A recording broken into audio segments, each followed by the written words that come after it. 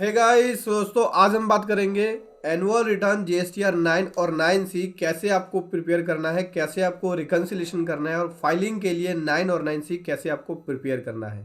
Case study second की video लेके आया हूँ जिसके अंदर आज हम कुछ नया सीखेंगे।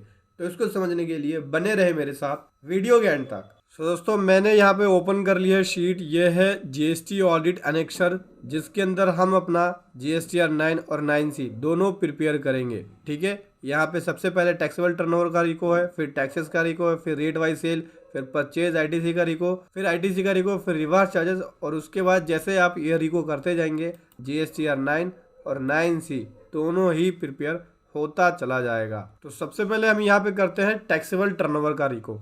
ठीक है, स्टार्टिंग करनी होगी। यहाँ पे आपको जो आपकी R1 में जो आपने टर्नओवर दिखाई है उसकी डिटेल लिखनी होगी, जैसे B2B कितनी सेल है, B2C कितनी है, डेबिट नोट क्रेडिट नोट कितना है, एक्सपोर्ट वाली कितनी है, फिर उसके बाद 3B वाली। आपको वैल्यू कहाँ से लिखनी होगी? ये वैल्यू आपको लिखनी होगी जो आपने रिटर्न फाइल करी होगी पोर्टल से। आपको ये वैल्यू लिखनी होगी जीएसटी पोर्टल से। हर महीने का आप निकाल कर देख लीजिए, वहाँ से आप चेक कर सकते हैं। या फिर दूसरा तरीका ये है कि अगर आपने अपनी रिटर्न फाइल करी है टैली से और आपके सेल्स के अंदर और जो पोर्टल पे सेल गई है उसमें कोई भी फ़र्क नहीं है, तो आप डायरेक्टली टैली से वो रिपोर्ट देख सकते हैं। कहाँ से मिल जाएगी वो?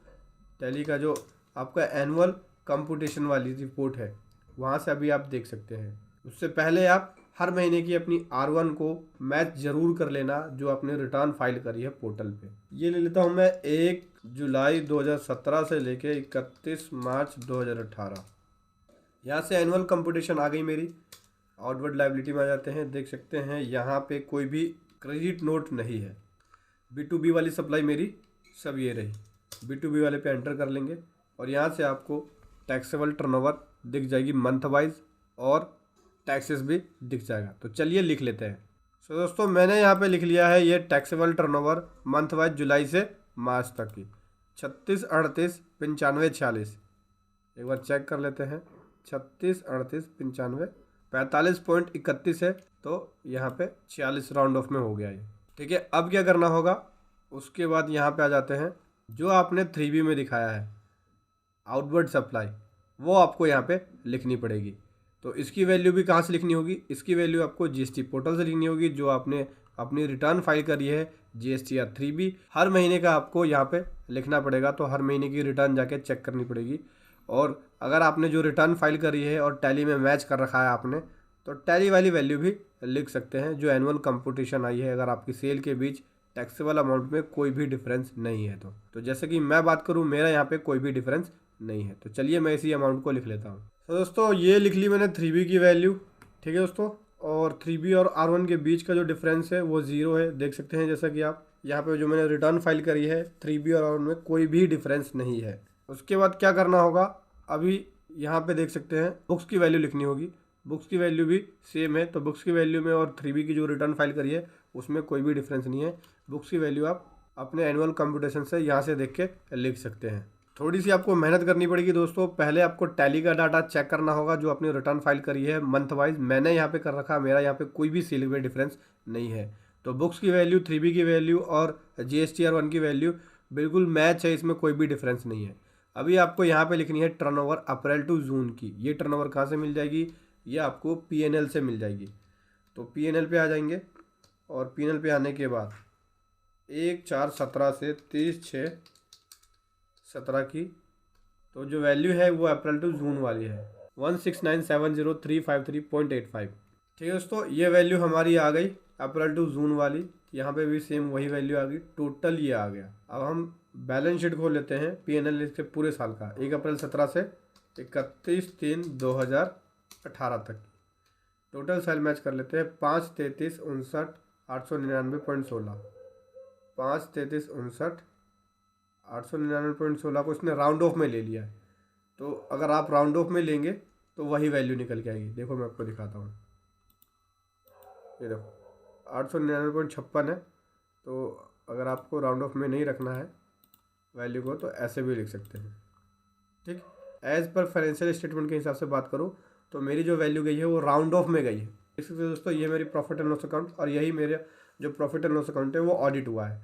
तो इसमें पॉइंट समथिंग पैसे का डिफरेंस है, तो मैं पूरी वैल्यू को कंसिडर कर रहा हूँ, राउंड ऑफ में ले रहा हूँ। 5,33,59,899.16 इसको 900 कर सकते हैं, यानी हमारे फाइनेंशियल के स्टेटमेंट के हिसाब से ये हो गया। और अब जुलाई से मार्च तक की टर्नओवर ये हो गई और फिर अप्रैल से जून की टर्नओवर ये हो गई। तो दोनों को ऐड करने के बाद फाइनेंशियल के हिसाब से मैच हो गया। ये आपका मैच होना चाहिए, क्योंकि इस रिकन्सिलेशन की डिटेल आपकी GSTR 9C में जाती है। देख सकते हैं ये ऑटोमेटिक इस तरह से उठा भी लेगा। अप्रैल से जून वाली ये उठा ली और ये इसने उठा ली जो आपकी फाइनेंशियल में गई है। ठीक है, ये हो गया दोस्तों। अब आगे आ जाते हैं।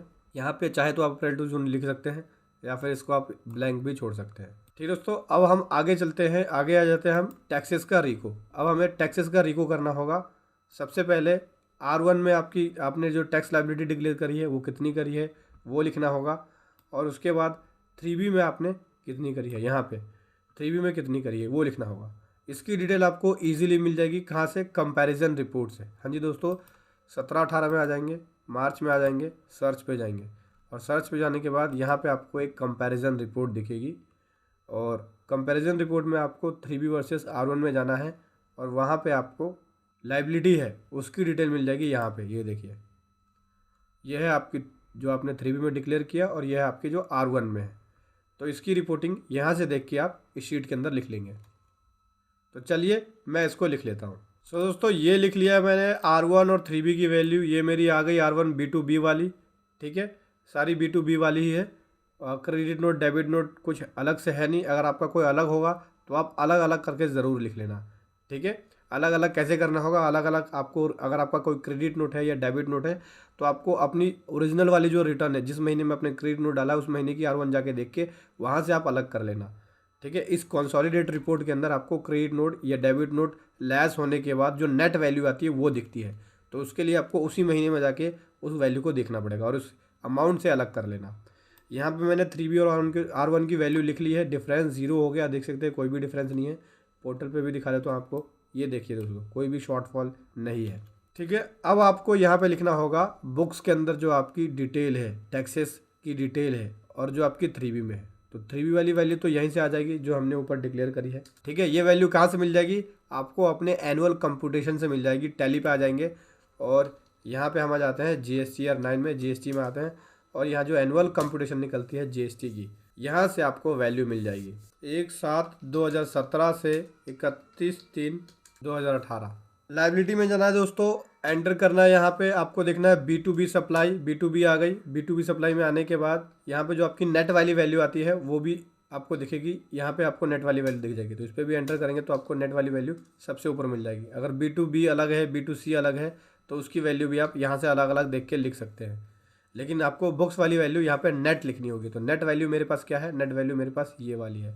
एंटर करूँगा, B2B वाली नेट वैल्यू ये मिल जाएगी मुझे। टैक्सेस की डिटेल ये आ गई, देख सकते हैं IGST, CGST, SGST। इस वैल्यू को आपको यहाँ पे लिखनी होगी जो बुक्स में आपका IGST, CGST, SGST है। तो चलिए लिख लेता हूँ मैं। दोस्तों, ये लिख लिया है मैंने IGST, CGST, SGST। ठीक है, और ये 3B है। तो इसके बीच, बुक्स के बीच और 3B के बीच का जो डिफरेंस है वो 0 हो गया, देख सकते हैं यहाँ पे कोई भी डिफरेंस नहीं है। ठीक है दोस्तों, अब हम आ जाते हैं RCM पे। RCM की लायबिलिटी आपको यहाँ पे लिखनी पड़ेगी, ये देख सकते हैं RCM की। इसके लिए आपको रिवर्स चार्जेस का रजिस्टर बनाना होगा।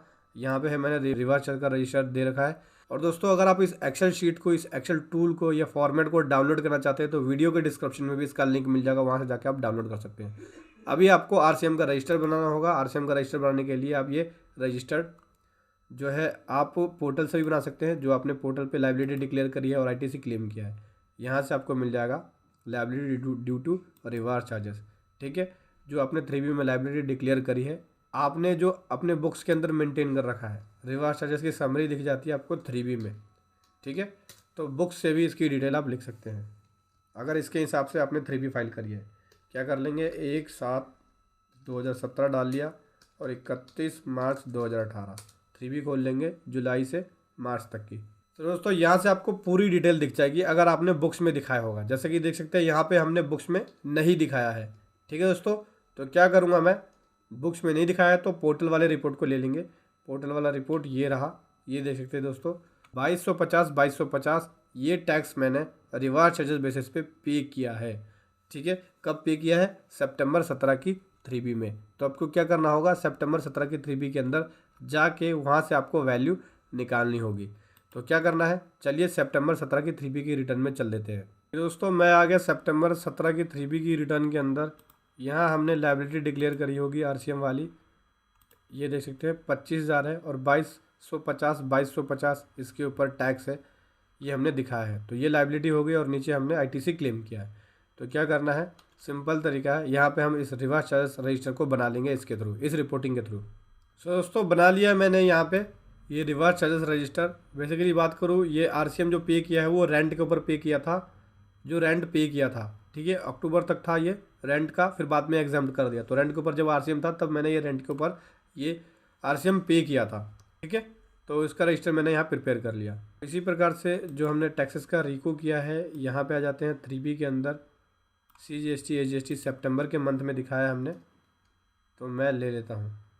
ये बुक्स में हमने सितंबर के मंथ में दिखाया, तो बुक्स की वैल्यू हमें लेनी पड़ेगी यहाँ पे 2250 CGST और 2250 HGST, ठीक है। बाकी वैल्यू नहीं है, बाकी वैल्यू ज़ीरो है, ठीक है दोस्तों। इस प्रकार से हमारी वैल्यू जो है वो यहाँ पे आ गई। 3B के अंदर हमने ये लायबिलिटी डिक्लेयर किया और बुक्स में ये हो गया, क्योंकि बुक्स के अंदर जो रेंट था उसके ऊपर पे किया है। तो बुक्स में ये हो गया हमारा RCM और हमने ये 3B में पे कर दिया, ठीक है। ये हो गया क्लियर। आगे आ जाते हैं rate wise sale. Rate wise आपको सेल लिखनी होगी। ये रेट वाइज सेल कहाँ मिलेगी, उससे पहले बता देता हूँ, जहाँ तक अभी तक हमने जो रिकन्सिलेशन किया है उस प्रकार से आपका यहाँ पे GSTR 9 और 9C प्रिपेयर होता चला गया है।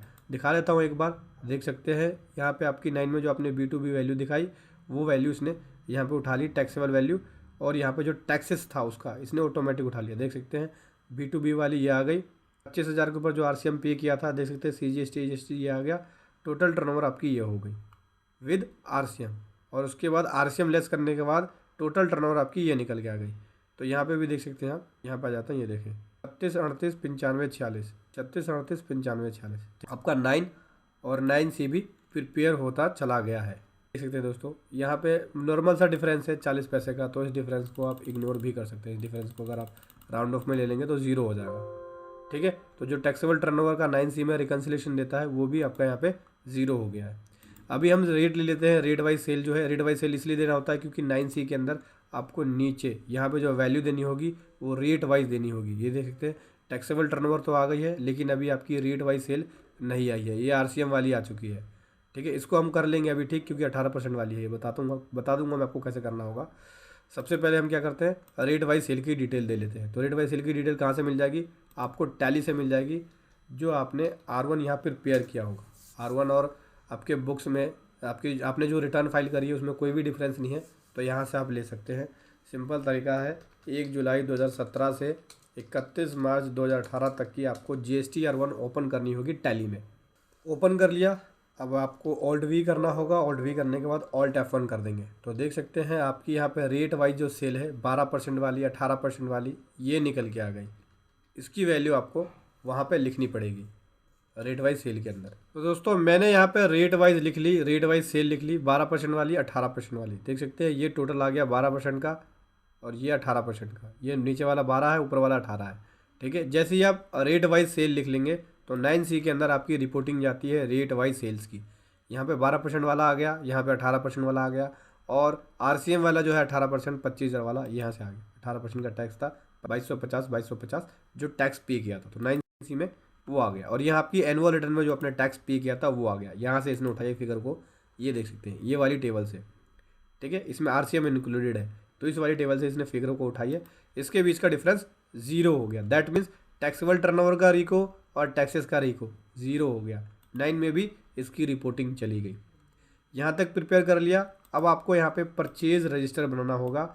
जो आपने परचेज़ किया, जिसके ऊपर ITC आपने क्लेम किया, उसकी रिपोर्टिंग बना लेंगे। इसकी रिपोर्टिंग कहाँ से बनेगी, आप टैली पे आ जाएंगे, आपको GSTR 2 में जाना होगा, और यहाँ से आपको 1 जुलाई 2017 से लेके 31 मार्च 2018 तक की GSTR 2 को ओपन कर लेंगे, और B2B में जाके इसके पूरे रजिस्टर को ओपन कर लेंगे। दोस्तों ये कर लिया मैंने B2B ओपन। B2B पे आ जाएंगे, इसी के ऊपर ITC क्लेम किया है मैंने। इसकी पूरी डिटेल इनवॉइस वाइज F5 करके देख लेंगे। F5 कर लेंगे तो इनवॉइस वाइज डिटेल आ जाती है इस तरह से। अब इस पूरे परचेज रजिस्टर को आपको एक्सपोर्ट करना है एक्सेल में और यहाँ पे पेस्ट करके प्रिपेयर कर लेंगे। चलिए मैं प्रिपेयर कर लेता हूँ। दोस्तों ये मैंने कर लिया है प्रिपेयर अपने परचेज रजिस्टर को। यहाँ पे प्रिपेयर करने के बाद ये नीचे आएंगे, नीचे दिखाता हूँ मैं आपको।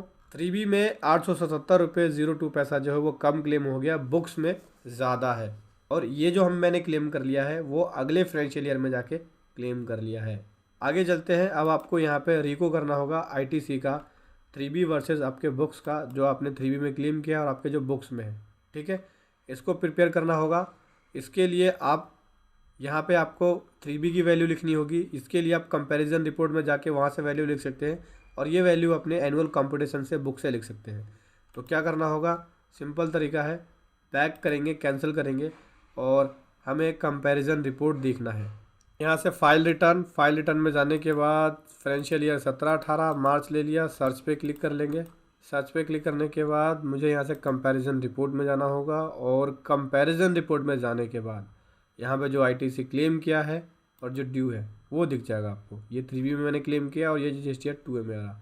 तो जो 3B में ITC क्लेम किया उसकी वैल्यू यहाँ से मिल जाएगी और जो आपके बुक्स में है उसकी वैल्यू आपको यहाँ से मिल जाएगी एनुअल कॉम्पिटिशन से। सिंपल तरीका है, आपको जाना है GST एनुअल कॉम्पिटिशन में और जुलाई से मार्च तक की कॉम्पिटिशन को ओपन कर लेंगे। यहाँ पे डेट डाल लेते हैं एक साथ, 17 से 31/3/2018। ये ओपन कर लिया दोस्तों। आपको यहाँ पे मिल जाएगा इनपुट टैक्स क्रेडिट, यह देख सकते हैं ये इनपुट टैक्स क्रेडिट जो हमने क्लेम किया। मंथ वाइज सारी डिटेल मिल जाएगी, तो आपको वैल्यू यहाँ से लिखनी है। इस पे बात करूँ 3B की वैल्यू आपको पोर्टल से मिल जाएगी, ये वैल्यू आपको एनुअल कंपटीशन से मिल जाएगी, ये कंपैरिजन रिपोर्ट से। चलिए लिख लेता हूँ मैं इसको। दोस्तों ये लिख ली है मैंने वैल्यू अपने बुक्स की और 3B की। ठीक है, तो यहाँ पे देख सकते हैं ये आपकी आ गई audit as per audit financial statement के हिसाब से, क्योंकि बुक्स में आपका यह है तो as per audit financial statement के हिसाब से यही मानी जाएगी। इसके बीच का डिफरेंस देखें तो माइनस का डिफरेंस है 877 रुपये। ये ऐसा इसलिए है क्योंकि बुक्स के अंदर 877 रुपये एक्स्ट्रा है, 3B में कम क्लेम किया मैंने। ठीक है, इसका मतलब ये है कि 877 रुपये जो है वो मैंने अगले फाइनेंशियल ईयर के अंदर क्लेम कर लिया होगा। अभी क्या करना है, यही सेम वैल्यू आपको यहाँ से परचेज रजिस्टर में दिख जाएगी, देख सकते हैं 877 रुपये का यहाँ भी डिफरेंस है। ठीक है, यहाँ पे ये ओके हो गया, माइनस का डिफरेंस है। आगे चलते हैं, बताता हूँ कैसे आपको इसको ठीक करना होगा। 9 पे आ जाते हैं, 9 की रिपोर्टिंग एक बार चेक कर लेते हैं। 9 पे आ गया मैं। 9 पे आने के बाद यहाँ पे मेरी वैल्यू ठीक हो गई, ये सेल में कोई डिफरेंस नहीं है, सेल ओके हो गया। ये वैल्यू मेरी 3B से आ गई।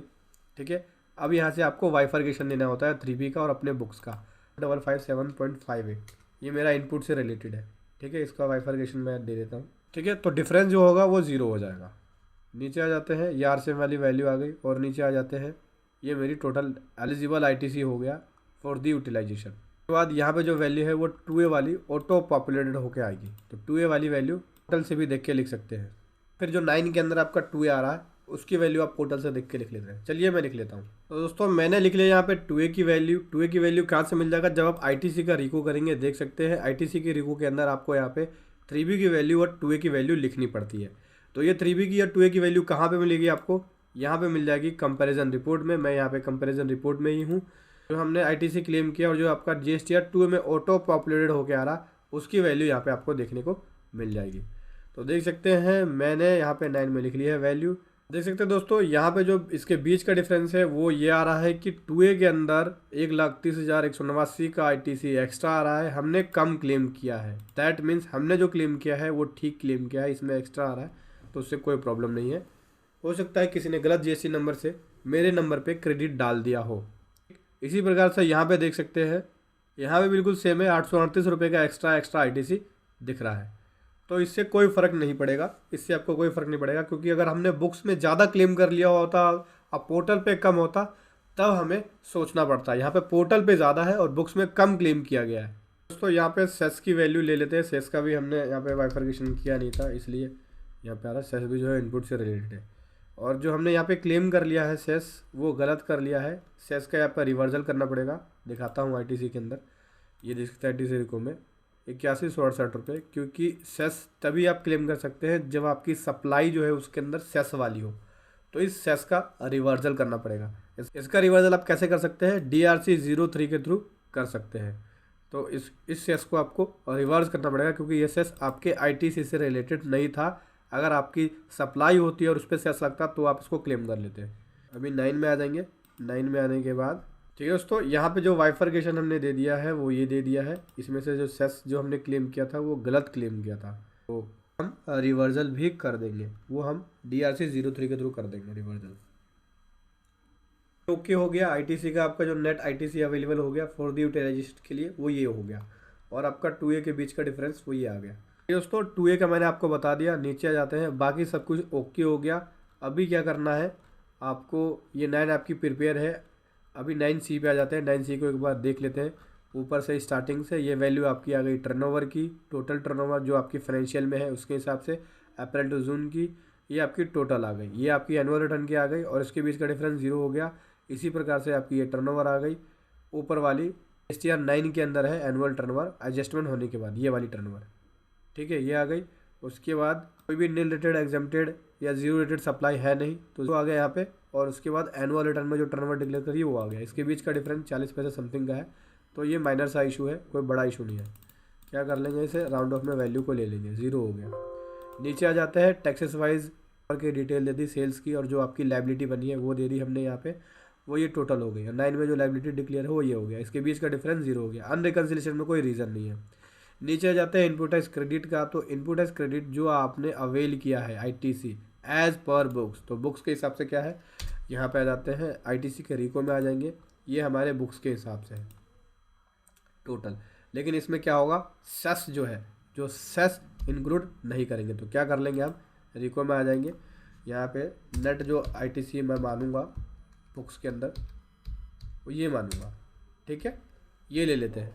इसमें से जो डिफरेंस आएगा उसको हम पे कर देंगे DRC-03 के थ्रू रिकन्सिलेशन की वजह से।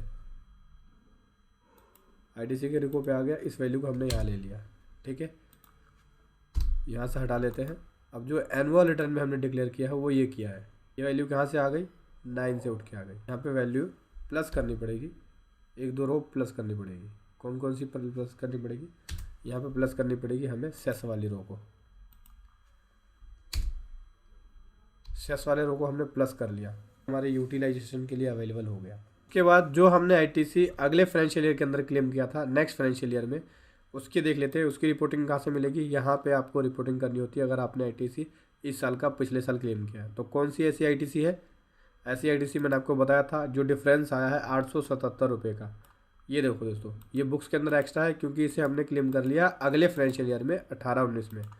तो कितना है ये टोटल है ये 1754 रुपये। तो 9 में आ जाएंगे।